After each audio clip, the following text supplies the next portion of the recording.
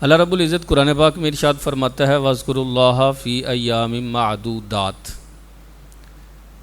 اللہ کو یاد کرو خاص کر گنتی کے دنوں میں۔ گنتی کے دن سے کیا مراد ہے؟ فرمایا مختلف علماء نے مختلف چیزیں بیان فرمائی ہیں۔ ایک تفسیر یہ ہے کہ جن ایام میں تمہیں اللہ کی نعمتیں ملیں ان ایام میں بطور خاص اللہ کا ذکر کیا کرو۔ جس دن میں تمہیں اللہ کا فضل ملا ہے اس دن میں خصوصی طور پر اللہ کا شکر ادا کرو۔ لیکن ہمارے ہاں المیہ یہ ہے کہ جو خوشی والے دن ہوتے ہیں ایسا لگتا ہے ان کا تعلق شیطان کے ساتھ ہے، اور جو دکھوں والے ایام آ جاتے ہیں، دن آ جاتے ہیں، ایسا لگتا ہے ان کا تعلق رحمان کے ساتھ ہے۔ شادی آ جائے تو ہم کہتے ہیں لے آؤ ٹول والا، بینڈ باجے ہوں گے بھائی۔ اللہ تعالیٰ نے اولاد کی نعمت دی، بیٹا دیا تو جناب پھر ڈھول بجا رہے ہیں۔ فوتگی ہو جائے تو کہتے ہیں یاسین شریف پڑھ لیں یار۔ تو ایسا نہیں محسوس ہوتا کہ سکھ شیطان کے ساتھ اور معاذ اللہ دکھ رحمان کے ساتھ؟ جبکہ ہم جس نبی کا کلمہ پڑھنے والے ہیں، جس اسلام کی اتباع کرنے والے ہیں، وہ اسلام ہمیں یہی تعلیم دیتا ہے دکھ ہوں یا سکھ تمہیں ہمیشہ اسلام کی تعلیم پر عمل کرنا چاہیے یار۔ ہے نا یہ اسلام چونکہ پورا دین ہے۔ جیسے ان قریب جو ہے یوم آزادی آ رہی ہے، اور یہ بھی نعمتوں میں سے ایک نعمت کا دن ہے۔ اللہ تعالیٰ کا اس دن بطور خاص شکر ادا کرنا چاہیے، نوافل پڑھ کر، تلاوت قرآن کر کے، جن شہداء نے اس وطن عزیز کے لیے قربانیاں دیں ان کی روحوں کو اصحال ثواب کر کے۔ لیکن آپ دیکھتے نہیں ہیں ہمارے ہاں آزادی تو منائی جاتی ہے لیکن با مقصد طریقے سے کوئی نہیں منائی جاتی۔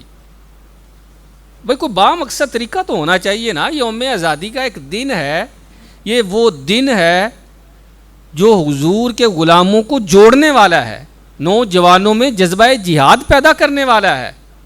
لیکن اللہ خیر کرے میرا نوجوان صبح اٹھتا ہے، موٹر سائیکل کا سلنسر نکالتا ہے اور وہ باجا ہاتھ میں پکڑتا ہے، ایک ہاتھ میں جھنڈا پکڑتا ہے اور سارا دن موٹر سائیکل پر پھرتا ہے۔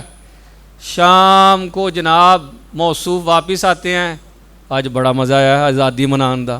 وہ بھائی کون سی آزادی منائی ہے؟ یہ آزادی تو شاید اس سے بہتر تمہیں ہندوستان میں مل جاتی۔ پاکستان یہ محض ایک زمین کا ٹکڑا حاصل کرنے کا نام نہیں ہے،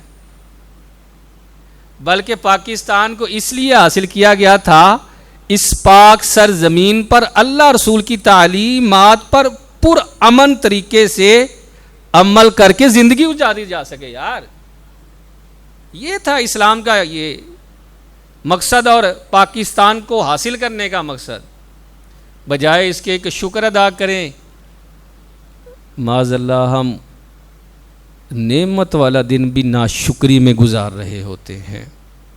ذرا حضور کے شکر کا انداز دیکھیں کہ حضور نعمت کا کس طرح شکر ادا کیا کرتے تھے۔ اما عائشہ صدیقہ طیبہ طاہرہ رضی اللہ تعالی عنہا فرماتی ہیں آج حضور کی میرے ہاں باری تھی، چونکہ ازواج کے ہاں باری مقرر تھی، تو آپ فرماتی ہیں آج حضور کی میرے ہاں باری تھی، حضور میرے ساتھ بیٹھے تھے تو فرمانے لگے اے سچے باپ کی سچی بیٹی، اگر تو پسند کرے تو میں آج اللہ کے حضور قیام کر کے رات کو نہ گزار لوں۔